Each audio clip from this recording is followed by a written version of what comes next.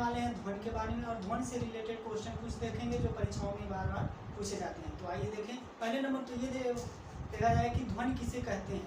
ध्वनि किसे कहते हैं तो हम बता दें, जिन यांत्रिकों की आवृत्ति 20,000 से 20,000 हर्ट्ज तक होती है उसे ही ध्वनि कहते हैं। कहने का मतलब है जो सामान्य वार्तालाप में बातें हम करते हैं उसे ही ध्वनि करते हैं, यानी जितनी हमारे कानों को प्रिय लग सके उन्हें हम क्या कहते हैं, ध्वनि कहते हैं। तो आज हम लोग देखेंगे कि उसी ध्वनि को किस इकाई से मापते हैं। तो पहले ये जान लीजिए कि जो डेसिबल इकाई का प्रयोग हम करते हैं वह वातावरण में ध्वनि को मापने के लिए करते हैं, और ध्वनि को मापने की इकाई जो होती है वो डेसिबल होती है। ठीक है, तो ये होता है, यानी जो डेसिबल होता है उसको हम ध्वनि को मापने में करते हैं, और वातावरण में इस ध्वनि की मापने का प्रयोग किया जाता है। ठीक है, अब देखते हैं, दिया है विभिन्न ध्वनि स्रोतों की तीव्रता। क्या दिया है, विभिन्न ध्वनि स्रोतों की तीव्रता दिया है। ध्वनि स्रोत यह है, तीव्रता डेसिबल में दिया गया है। तो पहला दिया गया है फुसफुसाहट। फुसफुसाहट का मतलब एकदम जो कहते हैं ना कि दूसरा कोई ना सुन पाए और जिस व्यक्ति को हम सुनाना चाहें कोई वह व्यक्ति सुन पाए, तो वही फुसफुसाहट होता है। तो फुसफुसाहट यानी कान में जाकर कहें, कान के काफी पास जाकर हम उसको कोई चीज़ बताना होता है तो उसको हम कहते हैं, तो फुसफुसाहट होता है। तो ये 15 से 20 डेसिबल लगता है। कितना, 15 से 20 डेसिबल के बीच में ही फुसफुसाहट का हम बात करते हैं। तो फुसफुसाहट में कितना डेसिबल होता है, 15 से 20 डेसिबल का प्रयोग करते हैं। दूसरा दिया गया है सामान्य वार्तालाप। जैसे 2-3 फीट के दायरे में हम लोग क्या करते हैं, वार्तालाप करते हैं, सामान्य दूरी, आसान भाषा में बात करते रहते हैं, सामान्य दूरी बोलता है। तो ये 30 से 60 के बीच में हम क्या करते हैं, सामान्य वार्तालाप करते हैं। क्या करते हैं, सामान्य वार्तालाप किसके बीच में होता है, सामान्य वार्तालाप यानी 30 से 60। तो ये होता है सामान्य वार्तालाप, 30 से 60 होता है। उसके बाद दिया है जोर से बातचीत। जोर से बातचीत, तो जोर से बातचीत जैसे हम यहाँ पर हैं और कोई एक नदी के उस पार है, तो हम उससे जोर जोर से बात करेंगे तभी ना सुनाई देगा। तो वही होता है जोर से बातचीत। तो जोर से बातचीत में हम क्या करते हैं, 60 से 70 डेसिबल के बीच में क्या करते हैं, वार्तालाप करते हैं। कभी 60 होता है, कभी 70 होता है, तो उसी के बीच में क्या होता है, वार्तालाप, यानी जो जोर से बातचीत होता है, जोर से वह 60 से 70 के बीच में हम लोग क्या करते हैं, जोर से बात करते हैं। क्वेश्चन में आता है कि जोर से बात करने में कितने डेसिबल का प्रयोग किया जाता है, तो ये होता है 60 से 70 के बीच में किया जाता है। ये भी कहा जाता है कि सामान्य वार्तालाप में कितने डेसिबल का प्रयोग करते हैं, तो 30 से 60 का प्रयोग करते हैं। तीसरा नंबर दिया गया है, चौथा नंबर दिया गया है गुस्से में बातचीत। गुस्से में क्या कर, कोई व्यक्ति होता है जैसे लगता है पूरा नसिया फाड़ देगा, पूरा नस दिखने लगता है, इतना तेजी से बोलने लगता है, तो वो होता है जो गुस्से में बातचीत।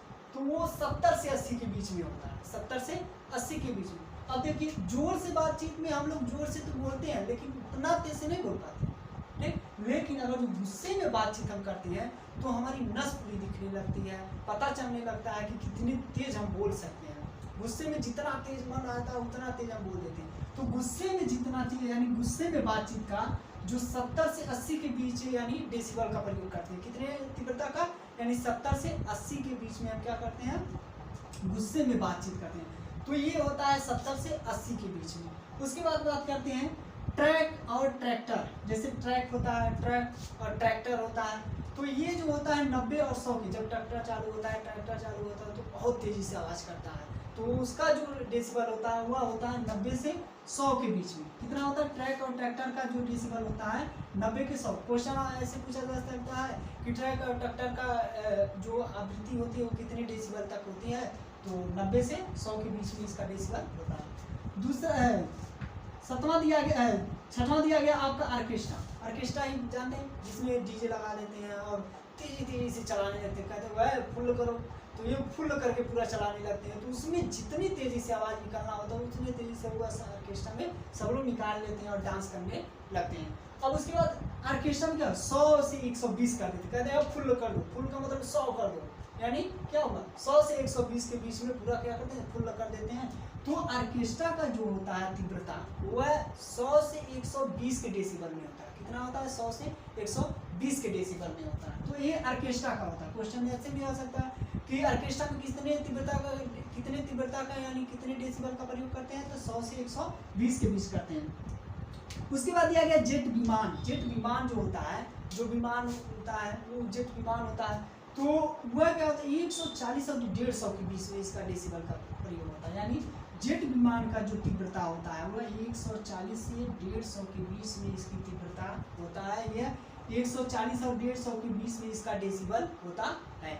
इतना मतलब अधिक होता है, क्योंकि देखते हो अगर आवाज जब इतना दूर रहता है तब भी सुनाई देने लगता है, तो नज़दीक आ जाएगा तो कितना तेज सुनाई देने लगेगा। तो ये जेट विमान का होता है 140 और 150 के बीच में। उसके बाद मशीन गन की बात करें, मशीन गन 150 से 160 के बीच में होता है। मशीन गन जो एक तार से गोली मारती रहती है दग दग दग, तो वो भी बहुत तेज़ी से आवाज़ करता है। वो पतला आवाज़ उसका होता है, लेकिन आवाज़ जो होता है उसका बहुत ही तेज़ी से होता है। ठीक है, तो ये होता है मशीन गन की आवाज़ 150 से 160 के बीच का डेसिबल का प्रयोग किया जाता है। यानी जो मशीन गन का डेसिबल होता है वह 150 से 160 का होता है। यानी क्वेश्चन आ सकता है कि मशीन गन में कितने डेसिबल का प्रयोग किया जाता है, कितना डेसिबल होता है इसका, तो 150 से 160 के बीच होता है। मिसाइल व रॉकेट की बात करें, जो मिसाइल यहाँ से हम छोड़ते हैं अंतरिक्ष में जाते रहते हैं, मिसाइल हुआ या रॉकेट हुआ, तो ये सब 160 और 170 के बीच में होता है। सबसे ज़्यादा इन्हीं का होता है, क्योंकि ये क्या बहुत तेज़ी से आवाज़ करते हैं। यानी मिसाइल व रॉकेट 160 व 170 इसका डेसिबल, यानी मिसाइल व रॉकेट का डेसिबल कितना होता है 160 और 70 डेसिबल इसका होता है। अब जैसे इसका क्वेश्चन जो होता है, अब डेसिबल इकाई का प्रयोग भी वातावरण में, डेसिबल जो इकाई का प्रयोग हम करते हैं वह कहाँ कर सकते हैं, वातावरण में करते हैं। वातावरण में ध्वनि को मापने के लिए करते हैं। पहला पॉइंट ये हो गया, यानी डेसिबल इकाई का प्रयोग वातावरण में ध्वनि मापने के लिए किया जाता है। यानी जो डेसिबल होता है, जो इकाइयाँ होती हैं, ये मापने की इकाई होती है। डेसिबल क्या है, मापने की एक इकाई है, वो भी क्या, ध्वनि को मापने की एक इकाई है। और इसका प्रयोग हम कहाँ करते हैं, वातावरण में ध्वनि को मापने के लिए किया जाता है। किसका क्या क्या किया जाता है, वातावरण में ध्वनि को मापने के लिए किया जाता है। ठीक, उसके बाद दिया है मनुष्य के लिए शोर सहन सीमा लगभग, यानी मनुष्य कितनी हद तक शोर या आवाज़ को सह सकता है। यानी 80 से 90 डेसिबल तक वह सह सकता है, उसके बाद नहीं सह सकता, कहते हैं कान की पर्दी फट जाती है। तो वो होता है, यानी मनुष्य के लिए शोर सहन सीमा लगभग कितनी होती है, यानी वह कितना डेसिबल तक सह सकता है, कितनी आवाज़ को वह सह सकता है, तो 80 से 90 डेसिबल के बीच वह सह सकता है, उसके अलावा नहीं सह सकता। उसके अधिक हो जाएगा तो कान की पर्दी फट जाएगी। ठीक है, अब बात करते हैं WHO के अनुसार ध्वनि प्रदूषण स्तर लगभग यानी 45 डेसिबल होता है। कितना होता है, WHO के अनुसार ध्वनि प्रदूषण स्तर लगभग कितना होता है, 45 डेसिबल के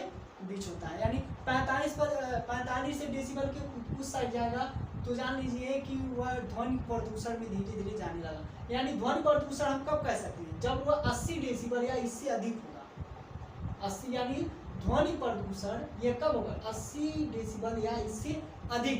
यानी क्वेश्चन आ सकता है कि ध्वनि प्रदूषण का डेसिबल कितना होता है, तो 80 डेसिबल या उससे अधिक भी हो सकता है ध्वनि प्रदूषण। यानी ध्वनि प्रदूषण कब कह सकते हैं, जैसे अभी 45 डेसिबल दिया तो इसको हम ध्वनि प्रदूषण नहीं कह सकते, ठीक है। लेकिन ध्वनि प्रदूषण जो वहीं पर 80 आ जाएगा और 80 से अधिक हो जाएगा तो उसे ही ध्वनि प्रदूषण के में गिनती कर दिया जाएगा। तो उसके बाद दिया गया मनुष्य के लिए मानक ध्वनि, यानी मनुष्य के लिए मानक ध्वनि, तो यानी मनुष्य कितने डेसिबल तक वह सुन सकता है, यानी 30 से 60 डेसिबल तक वह क्या करता है, सुन सकता है। यानी मनुष्य के लिए मानक ध्वनि जो होती है वह 30 से 60 डेसिबल होता है। बात करते हैं गर्म वायु या ठंडी वायु में ध्वनि की चाल, यानी गर्म वायु में ध्वनि की चाल अधिक होती है कि ठंडी वायु में ध्वनि की चाल अधिक होती है। तो इसमें बता दें कि गर्म वायु में ध्वनि की चाल क्या होती है, अधिक होती है। गर्म वायु में क्या होती है, ध्वनि की चाल अधिक होती है, और ठंडी वायु में क्या होती है, ध्वनि की चाल कम होती है। ठीक, तो यानी जो गर्म वायु यानी ध्वनि की जो चाल होती है वह गर्म के साथ ध्वनि का क्या होता है, वेग बढ़ता है। गर्म के साथ यानी जितना तेज गर्म होगा उतना ध्वनि का क्या होगा, वेग बढ़ेगा। यानी ताप के साथ ध्वनि का वेग क्या होता है, बढ़ता है। ताप के साथ ध्वनि का वेग बढ़ता है। ठीक, उसके बाद यह है सोते व्यक्ति को जगाने में कितने डेसिबल का प्रयोग कर सकते हैं जिससे वह व्यक्ति सोता है तो वह जाग जाए। यानी अगर जो हम 80 डेसिबल का प्रयोग करते हैं, 80 डेसिबल उसके लिए पर्याप्त होता है। अगर जो 80 डेसिबल की आवाज़ से हम उसको जगाते हैं तो वह नींद से जाग जाएगा, भले ही कितनी ज़्यादा हो। उसके बाद बात करते हैं ध्वनि की यात्रा। जो ध्वनि की यात्रा होती है, यानी जो ध्वनि की यात्रा यानी चाल उसका जो होता है, तो किस तरह उस चाल को कहते क्या है। यानी जो ध्वनि की यात्रा होती है यानी चाल जो होती है वह अनुदैर्ध्य तरंग होती है। क्या होती है? अनुदैर्ध्य तरंग होती है। ठीक, अब बात करते हैं मस्तिष्क में ध्वनि का संवेग लगभग 1/10 सेकेंड होता है। यानी मस्तिष्क में जो हम बात करते हैं तो हमारे मान लीजिए डीजे चल रहा है तो हमारे मस्तिष्क में वो आवाज़ जाता है, तो वो आवाज़ हमारे मस्तिष्क में कितने समय तक रह सकता है। यानी वह जो मस्तिष्क में आवाज़ एक बार चला जाए और वह आवाज़ हमारे मस्तिष्क में गूंजता है तो वह गूंजने का समय कितना होता है? 1/10 सेकेंड होता है। कितना होता है? 1/10 सेकेंड होता है। यानी 1/10 सेकेंड तक वह आवाज़ हमारे मस्तिष्क में क्या करती है? गूंजती रहती है। क्या करती है? गूंजती रहती है। उसके बाद कहते हैं ध्वनि नहीं गुजर सकती। यानी जो ध्वनि है वह कहाँ नहीं गुजर सकती।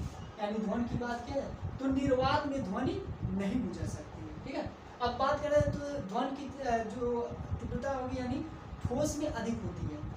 हवा में ध्वनि का वेग, हवा में ध्वनि का जो वेग होता है, जैसे ये सामान्य वातावरण है तो उसमें जो ध्वनि का वेग होगा वह 332 मीटर प्रति सेकेंड होता है। यानी 1 सेकेंड में वह 332 मीटर की गति प्राप्त करती है। यानी कोई अगर बात कर रहा है, मतलब कोई तेज से बोल रहा है तो 332 मीटर प्रति सेकेंड, यानी 1 सेकेंड में वह 332 मीटर प्रति सेकेंड से वह क्या करती है? रफ्तार यानी दूरी अपना तय करती है। उसके बाद बात करते हैं चमगादड़ की ध्वनि कैसी होती है। जो चमगादड़ होती है उसकी जो ध्वनि होती है वह कैसी होती है? तो प्राश्रब्द ध्वनि होती है। जो प्राश्रब्द ध्वनि होती है, जो चमगादड़ होती है वह क्या करती है? ध्वनि पैदा करती है, प्राश्रब्द ध्वनि पैदा करती है।